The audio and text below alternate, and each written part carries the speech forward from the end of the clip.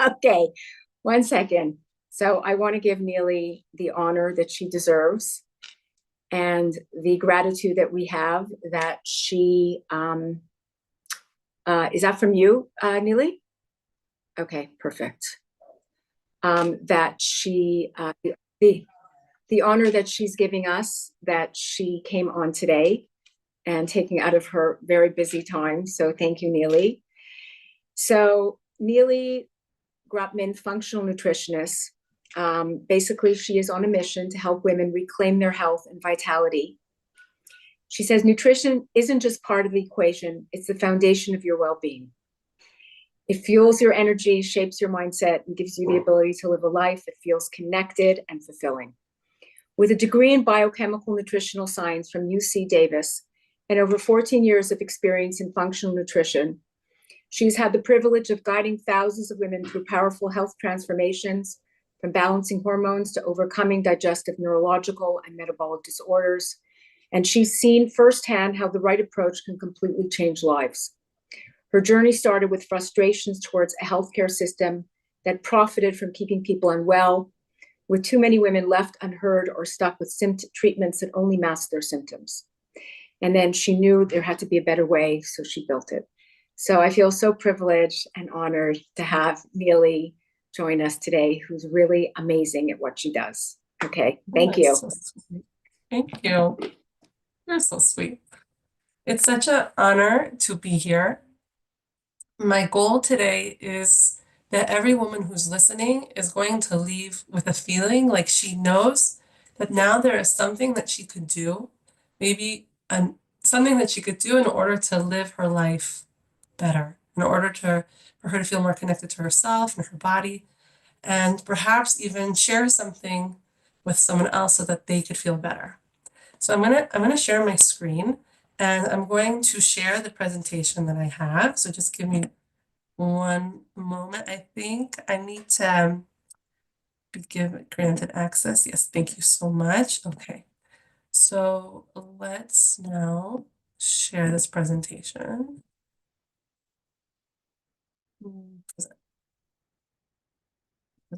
Okay, here we go. So the topic of today's discussion is going to be about giving you guys natural solutions for being able to thrive during perimenopause and menopause. Now, I help women with all sorts of hormonal imbalances, whether they're menstruating or way beyond menstruating. But just for the sake of today's subject, we're going to narrow it down to being able to thrive during perimenopause and menopause. And if anyone would like the slides of this presentation, I would be so happy to offer it. All you have to do is go to info@nourishdaily.com, and I'd be happy to send you the slides so that you could have a copy of all the solutions that I'm going to give you. Okay, but let's just talk about why this topic is so important. Because human beings are unique in the sense that they have a life after their fertile years.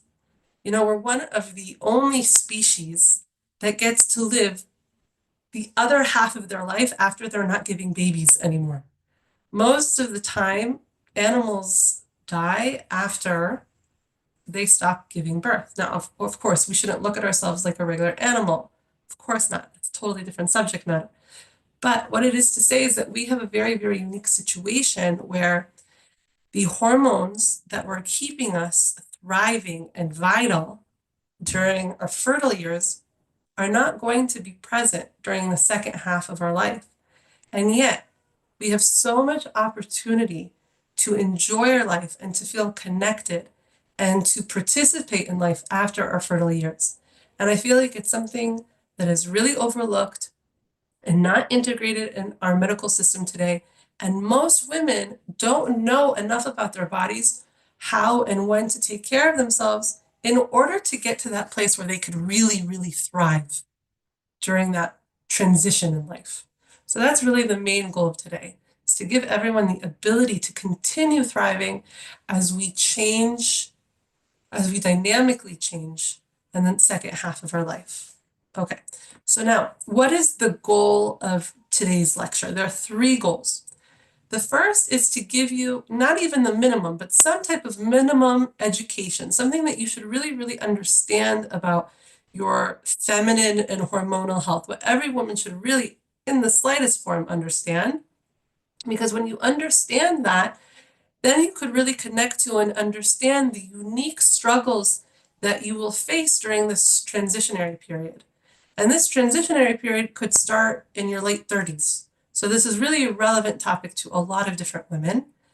And then once again, we have this education base, we really, really have this shared knowledge, then the solutions that I'm going to give you are going to make more sense. It's also going to make more sense what solutions are really, really applicable to you and what solutions might not be applicable to you and really a waste of your time.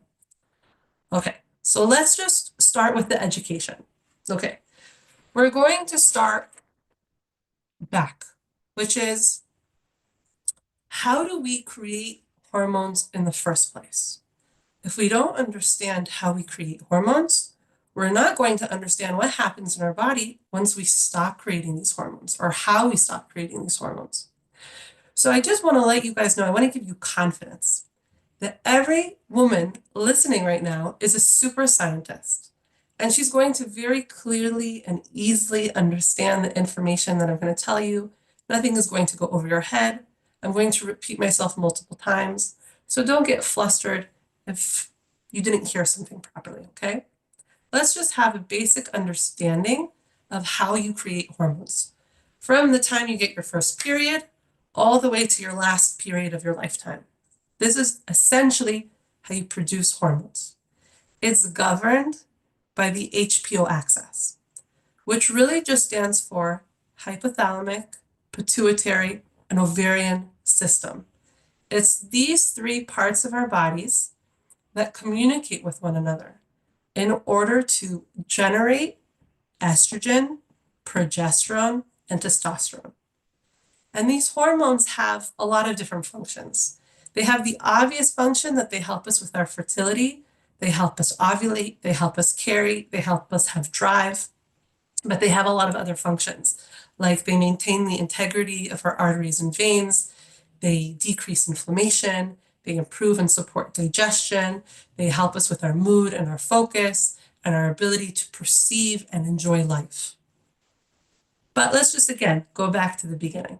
As soon as I start menstruating, this whole axis, this HPO axis, is going to be initiated. And essentially what happens is the hypothalamus, which is the master gland in our brain, okay, is going to trigger a hormone release called GnRH. And it's going to stimulate the pituitary gland.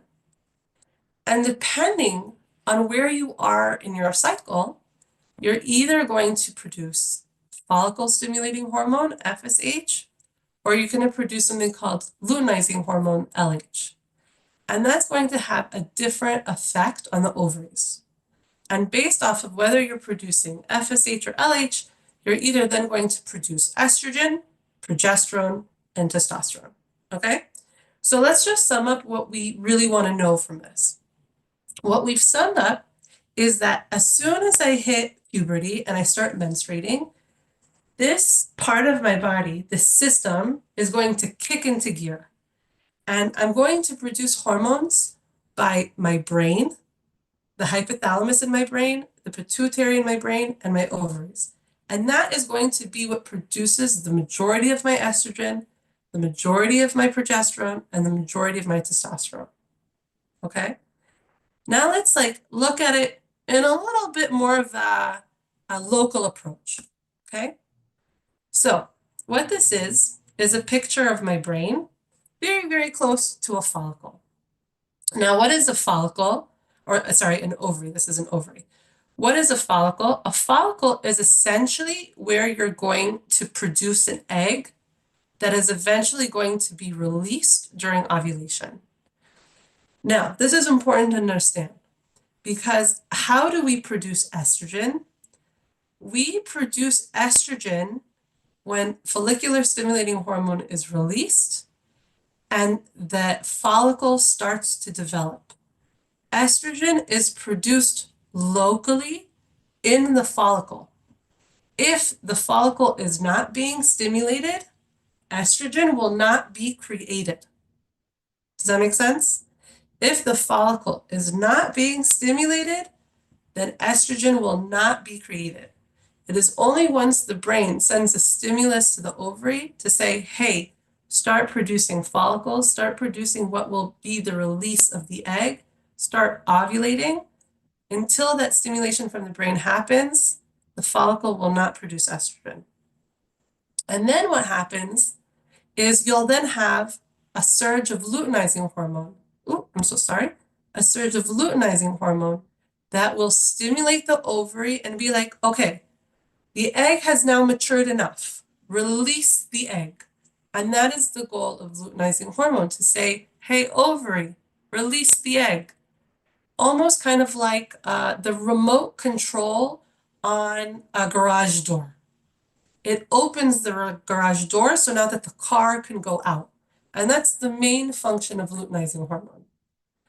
Now, this is actually really essential to understand, because once this garage essentially is empty, and only when it's empty, that leftover garage will now start producing the other necessary hormone, which is progesterone. So I just demonstrated something really, really simple. So if you didn't understand it, this is what you should understand: that it is within the follicle that's responsible both for estrogen production and progesterone production. Estrogen can only be produced when the brain stimulates the follicle to mature, which is essentially what's supposed to lead to ovulation, and how progesterone is only produced after ovulation occurs. If ovulation does not occur, progesterone will not be created. It will be down. It will be low. And this is what happens to women when they suffer with issues of fertility because they're not successfully ovulating, like in the case of PCOS, which is a problem where ovulation gets interfered. And one of the ways that you could see PCOS is when you test at the right time of the month, you could see that that woman is experiencing low progesterone, because that progesterone is low is because that ovulation is not occurring. But it's also a common thing to see as perimenopause starts to hit. It is actually the very, very first sign of perimenopause, more than FSH. FSH could be normal, but perimenopause, the very first sign is low progesterone, because ovulation is occurring less, and so there's less progesterone. Okay? So let's just go back to this HPO axis. Let's just do another summary. The summary is like this. From the first year of menstruation to the very last one, the way that I normally produce my hormones is with my brain, my hypothalamus, my pituitary, and my ovaries. And that is what produces the majority of my estrogen, my progesterone, and my testosterone, which I use for more than just my fertility, which I use for, again, brain health, for heart health, for bone health, for mood, anxiety, sleep, etc. And it's regulated by the development of ovulation and fertility. So obviously, you could now understand that when fertility ceases, this whole manufacturing line of hormones is also by default going to cease. Now, if you're in perimenopause now, or you think that you're perimenopausal, or you know someone in perimenopause, let's explain what perimenopause is. Perimenopause is a stage of your fertility that starts 7 to 10 years before the very last cycle. So let's say the average woman will hit menopause between the age of 45 to 55. So that means that the average woman going to experience perimenopause anywhere from 35 to 45. Okay? So now what happens? What triggers it? So there are a few things that trigger it. Essentially what happens is it's triggered by an aging ovary, which has become now less sensitive to the stimulation from the brain, and by the amount of follicles that she has in order to ovulate. Now, follicle number plays a huge role in perimenopause. It's also the quality of the follicle, the quality of the egg, but let's just talk about numbers first. So let's say upon inception, we have something like around 7 million follicles, right? The moment that we are created, we're already created with the potential to have children, okay? Not everyone is gifted that gift, but let's just say we have the physical capability upon inception.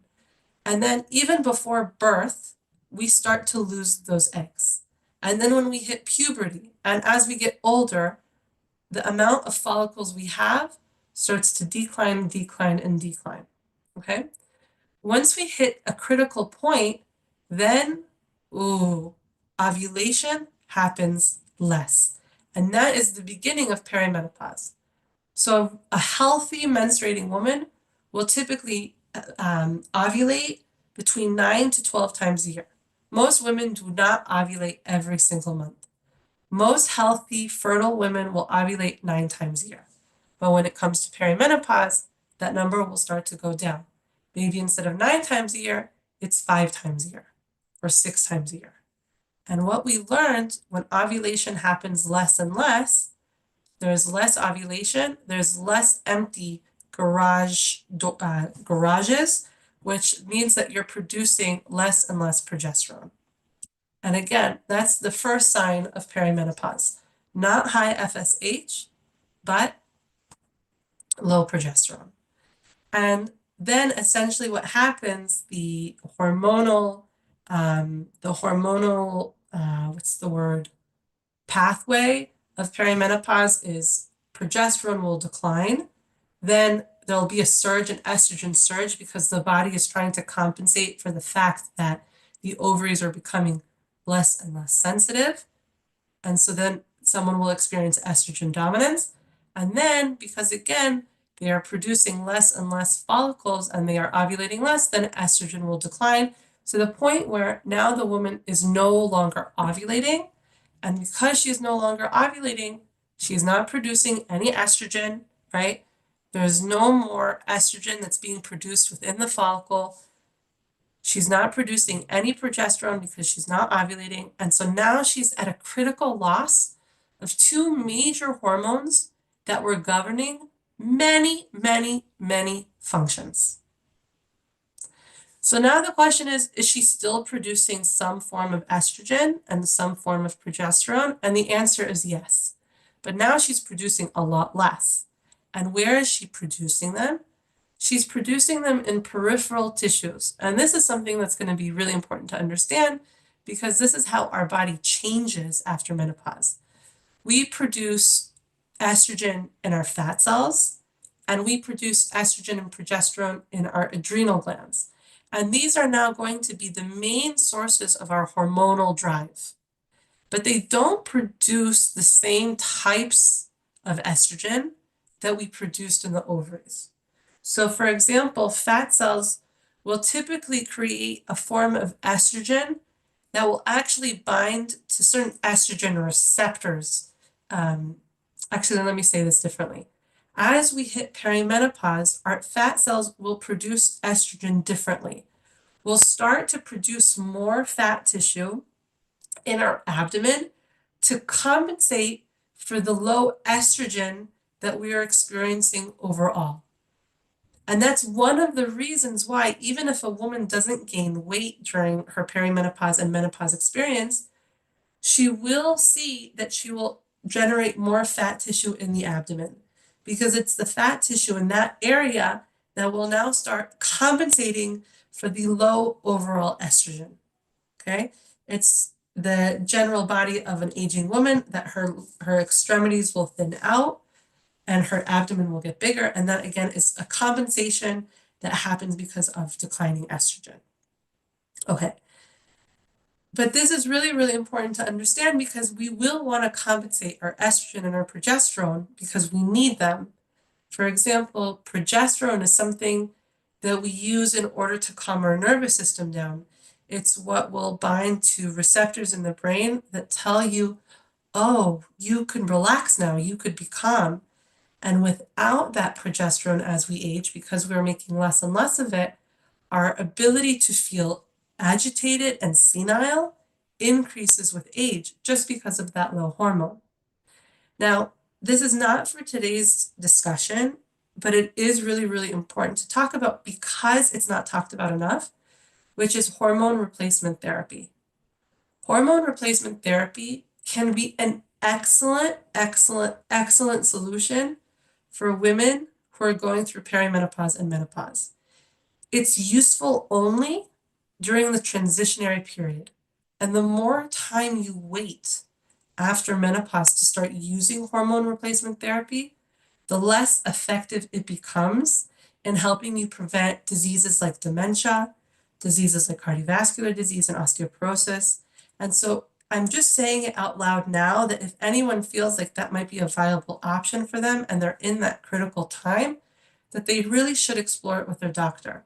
And it's something that is very often misrepresented, like as if it increases the risk for certain cancers. It doesn't. There are certain people that do not qualify for hormone replacement therapy, like women, for example, who have blood clotting disorders. They do not qualify. Women that perhaps have this gene mutation that for whatever, BRCA, they do not qualify. But if you're not in those two categories, then hormone replacement therapy should definitely be something that you consider. And I'm going to say one more thing before I change topics, which is that if you're a woman with an ApoE4 gene mutation, some variant of that mutation, I'm going to say it again, APOE4 gene mutation, which is something that you could easily test for in a blood test. If you have some variant of this condition, of this mutation, then your likelihood of experiencing some form of Alzheimer's or dementia increases like 10x. And that if you took hormone replacement therapy as someone with this gene mutation, it dramatically decreases the likelihood that you will have, again, dementia or Alzheimer's. And so therefore, a lot of people will poo-poo hormone replacement therapy as something that's dangerous or something that's not a good option for women. And actually, more often than not, it's an excellent option because taking it will improve quality of life post-menopause. It will decrease the likelihood that you have dementia, any form of dementia, decrease the likelihood that you'll have osteoporosis, decrease the likelihood that you'll have cardiovascular disease, and will obviously just really, really help with the drive and intimacy if that's something that you would like to participate in later in life. But this lecture is not for that, right? I'm just saying it because it's just not talked enough about. This lecture is to give you solutions for now what has happened, which is you've hit menopause and now you don't have the thing that you were supposed to have. And not only that, you are now relying on other systems to create your hormones. So now let's talk about that other system. That other system is called the HPA axis. And the HPA axis stands for hypothalamus, pituitary, and adrenal glands. Very similar to HPL, but now instead of it being ovary, it's adrenals. Now, why is this important? First off, we should discuss that this system is essentially what governs your stress response.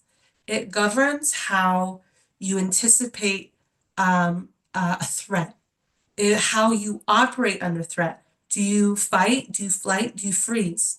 How does your brain handle that stress? This is all governed under the HPA axis. But it's also a secondary source of hormone production.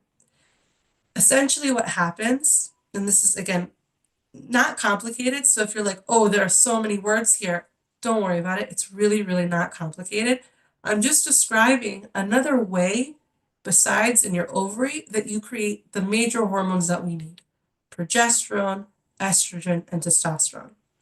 Essentially what happens in the adrenal glands, this is all happening in the adrenal glands, the end of the HPA axis, you produce pregnenolone, you produce DHEA. Sorry, let me say this a little bit differently. You produce pregnenolone, and then you have two options. It's either going to go to progesterone, or it's going to go into creating DHEA. From that DHEA, you're then going to produce estrogen, or you're going to produce testosterone. That testosterone could then be converted into estrogen. And this is essentially how you create hormones. 1 second, I think I accidentally drew on my presentation. Forget that line. But this is essentially how you create hormones throughout your cycle, during menstruating years, and post-menopausal, okay? Now, there are a few things that are really, really important to understand about this. How do I erase this line? I have no idea. Okay, there are a few things to understand about this. That stress will completely corrupt the system, okay? So the more stress I am under, the more I will steal the progesterone that I'm making. So progesterone is essentially the hormone that makes me feel calm, that will tell my brain, oh, I'm not under threat. But the more threatened I feel, the more cortisol I will produce, and I will essentially create what we either call a pregnenolone steal or a progesterone steal. Essentially, what I'm doing is from my stress response, I'm stealing all the pregnenolone I have to make cortisol, when it could have been used to make progesterone and essentially estrogen. This is one way of saying your stress is 100% linked to your hormone production, and it specifically affects you postmenopausal because you're producing anyways less hormones. So now the few hormones that you have left could be totally stolen from your stress response. Cortisol, excess cortisol, will steal your ability to make hormones. Another thing to know is that low estrogen,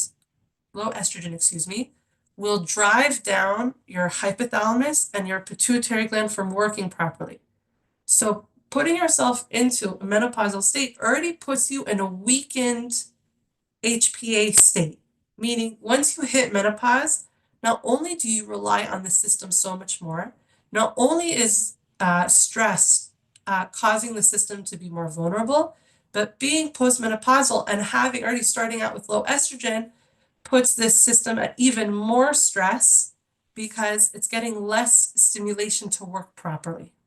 Okay, so this is one, important to understand because this is how I'm producing my hormones, and two, it's a very, very susceptible system. Now what we're going to talk about, I wish I knew how to erase this line, I have no idea. Okay, now what we're going to talk about are the 4 different aspects that get negatively affected from perimenopause and menopause. Now that we have an understanding of why our hormones are the way that they are, what systems create them, and how they're incorporated, now we could really understand the solutions that I'm going to give you. And it's going to cover digestion, anxiety, sleep, and inflammation. Okay, so when it comes to digestion, it goes like this. When estrogen starts to go down,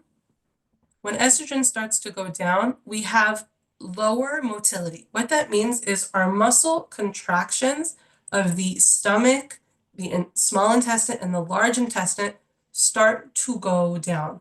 Why do they start to go down? They go down because estrogen is not 100%, but extremely responsible for serotonin production. Serotonin is responsible for that motility.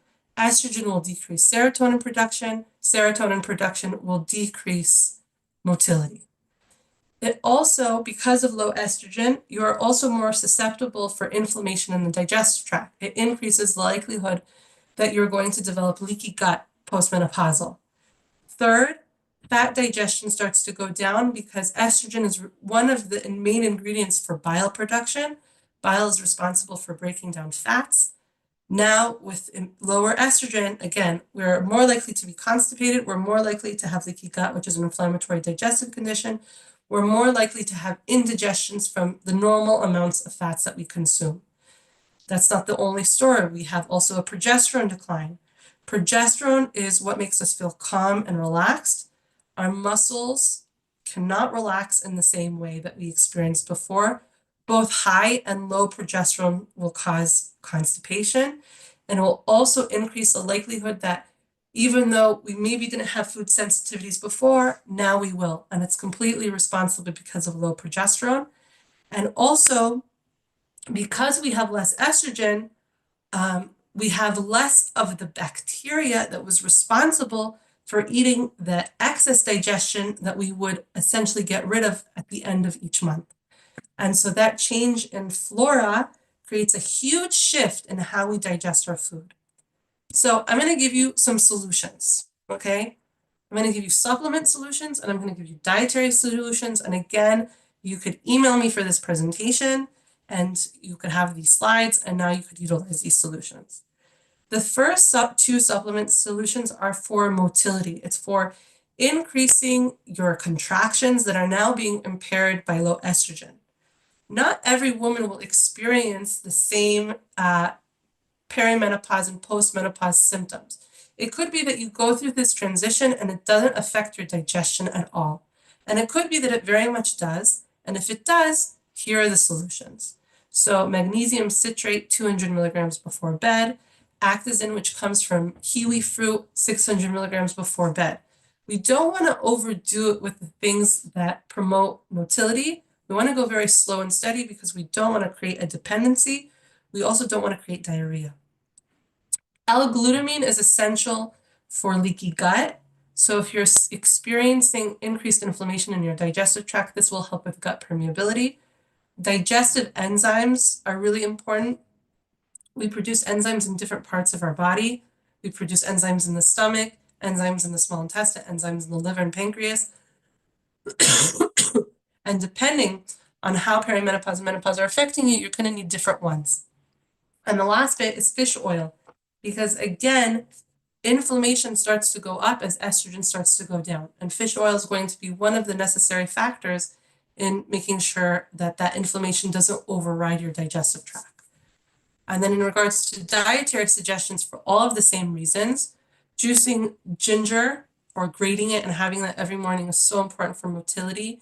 Eating foods that support bile function like chard and dandelion, incorporating turmeric, avoiding foods that promote inflammation. Maybe they didn't provide inflammation before, but now because of low progesterone, they might be providing inflammation now.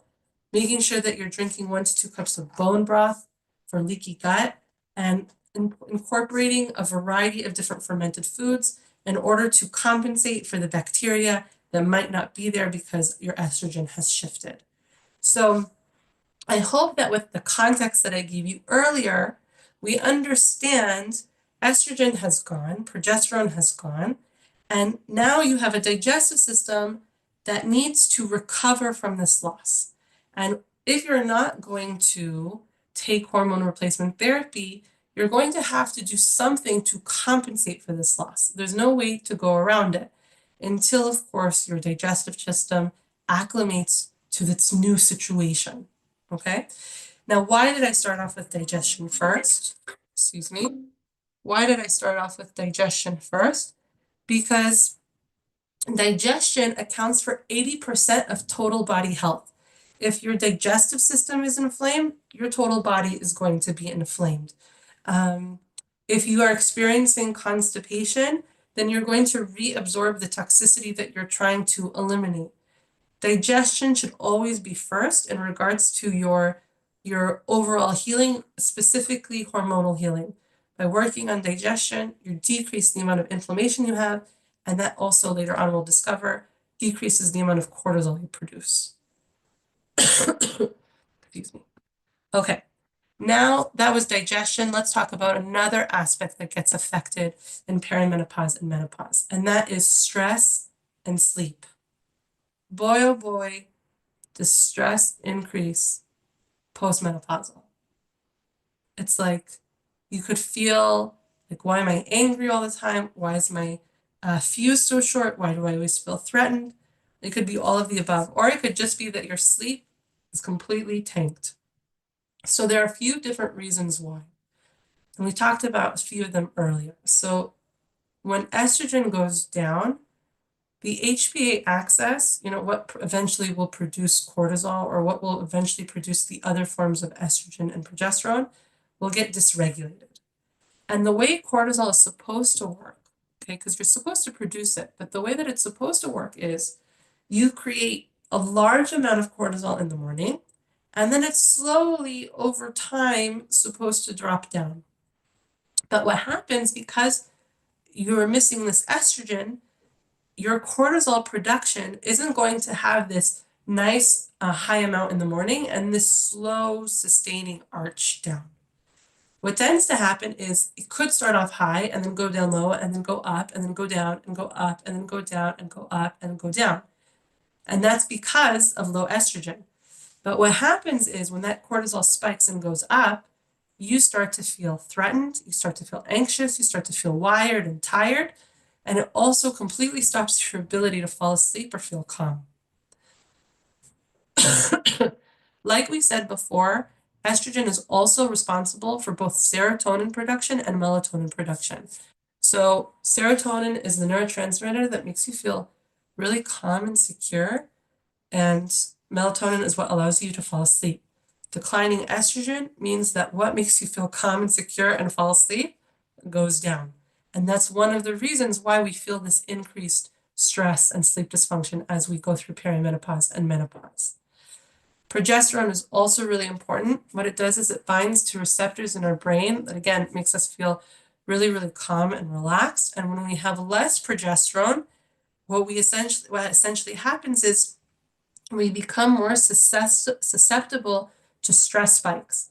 Meaning you could be a woman lying in her bed trying to fall asleep, and then a thought enters your brain, and it doesn't even need to be the most stressful thought, but because your receptors are vacant and susceptible, that stressful thought will just allow for a cortisol spike to occur, and you won't be able to rebound in the same way like you were before. And now all of a sudden you have this regurgitating thought like, okay, this isn't supposed to be so stressful, but I can't stop thinking about it. And that all has to do with declining progesterone. So I'm just gonna say one more thing about stress and sleep before I give you solutions, which is that sometimes when women hit perimenopause and menopause, their likelihood of starting to take SSRIs increase because now they feel this overwhelming sense of depression, and their lack of sleep increases their depression. But most of the time, women are not going to see results from this. Why? Because estrogen makes serotonin receptors in the brain less sensitive. So that in and of itself decreases the impact that SSRIs can have on the brain. The fact that there's low estrogen means that the SSRI really isn't going to be so impactful on the serotonin receptors in the brain. That's number one. The second reason is most of the reason why women are stressed, depressed, and can't sleep has to do with the HPA axis and cortisol production, and not because of a problem in the receptors in the brain. So SSRIs don't do anything about cortisol production, they don't do anything with the HPA axis, and then the real original problem is still an issue. And then the last bit is because of low estrogen, there's more inflammation in the brain. It's also affecting depression. SSRIs are not going to do anything about it. So what's the ultimate solution? When it comes to the ultimate solution for stress, sleep, and solutions in regards to that, it all has to do with adrenal regulation. Digestion is core, perimenopause, menopause. Adrenal regulation is super core. And we could do that in 3 ways. We could do that with breath work, we could do that with supplements, and we could do that with managing inflammation. Breath work is like this. There are 2 really fantastic forms of breathwork exercise that if you do them consistently every day for, let's say, 10 minutes, 15 minutes, there's statistical evidence that shows that after 4 weeks, your brain will function differently. Your cortisol will not spike in the same way, and it won't impact the brain in the same way. Your ability to calm and relax and sleep will significantly improve. So the first one is called alternate nostril breathing. I'm going to demonstrate. Essentially what you do is, I'm a little congested, I had corona, so forgive me, I'm not going to be able to do it properly. But with your mouth closed, you're going to inhale from one side of the nose, and then you're going to exhale on the other side of the nose. You're going to exhale through the other nostril. And then you're going to inhale through that nostril, and then you're going to switch fingers and you're going to exhale out through the other nostril. Not so easy, because what you'll discover is that one of your nostrils aren't breathing in the same way that the other nostril is. But this method of switching back and forth for at least 15 minutes really significantly tunes your hypothalamus, your pituitary, and your adrenals. And then there's another kind of breathing technique, which is 4-7-8. Inhale for 4, you hold for 7, you exhale for 8. Doing this will also help tune your pituitary and your adrenals. There's a really excellent app called Open Breathwork. It's free. You could get it. And it's like a life-changing app. It makes breathwork so easy and so manageable. It times it for you when you inhale, when you exhale, when you hold. And because you're following it and you're watching the screen go up and down, it's like hypnotic. Makes time fly. So consistency really matters for this. And I just want to say, this is the most inexpensive thing that you could do for your adrenal glands that will heal you. Really heal. I'm not over exaggerating when I use those words. But then it comes to supplements. And supplements are a really key solution when it comes to the adrenal glands, even more than nutrition and food. If I had issues with anxiety or sleep postmenopausal, I would take literally every supplement on this page. Of course, you should always introduce supplements one at a time to make sure that you don't have an adverse reaction to them. But every one of these supplements, for their own individual reason, help with either increasing serotonin, increasing melatonin production, improving the receptors in the brain, or improving adrenal function. Magnesium glycinate is not the same as magnesium citrate. It is a specific form of magnesium that helps with neurotransmitter production. L-theanine is important for both the production of serotonin and melatonin. GABA is really important to compensate for low progesterone. 5-HTP will increase serotonin production, and as well as melatonin production. And then this specific formula, Adrenal Nightly Restore by Gaia, really, really helps regulate cortisol spikes at night so that you will not wake up. You'll be able to easily fall asleep. Apigenin comes from chamomile production or chamomile. It's an extract that really helps soothe the HPA axis. And then there's Relora, which comes from the magnolia tree bark, which is one of the best ways to decrease cortisol production. Now, a lot of people think that cortisol is what makes women overweight. It isn't and isn't. When it comes to postmenopausal women, it's a combination of both the low estrogen and the irrational cortisol spikes. We're not trying to decrease cortisol on the start of the day. We're really only trying to decrease cortisol on the end of the day. And that's why all of these supplement suggestions are really for the end of the day, taken, let's say, 30 minutes before bed. Okay. Now what I would like to do is talk about inflammation real quick. We're very close to wrapping up because I know that we're very close to time. What you need to know is that estrogen is linked to inflammation. We create something called cytokines, which are basically immune modulators. They will either increase inflammation or decrease inflammation. Sometimes there are reasons that you want to increase inflammation, like if, God forbid, someone gets a cut, then you want there to be an inflammatory response because that's essentially what's going to alert the body that there's a problem and really trigger the healing process. But what can happen is when there is low estrogen, the body will think that there is an inflammatory response or think that there's a reason for an inflammatory response when there really shouldn't be. And this could happen when women are menstruating, because that's when estrogen is at their lowest. They're more likely to have inflammation and inflammatory responses, or it could happen postmenopausal, because again, estrogen is low. So the body, because of low estrogen, thinks that there is a reason for there to be inflammation and creates this pro-inflammatory cytokine release. And estrogen is also really important for the creation of the cytokines that reduce inflammation. So it's kind of like you're damned both ways. You don't have what you need to reduce inflammation, and you're producing You can't stop what's producing the inflammation. And this again affects women in their digestion. It affects women in cortisol spikes. It affects women in neuroinflammation. So I don't know what this is. What's that? 1 second, something happened here. Here we go. And so how do you treat inflammation postmenopausal? It's different than treating inflammation in other conditions.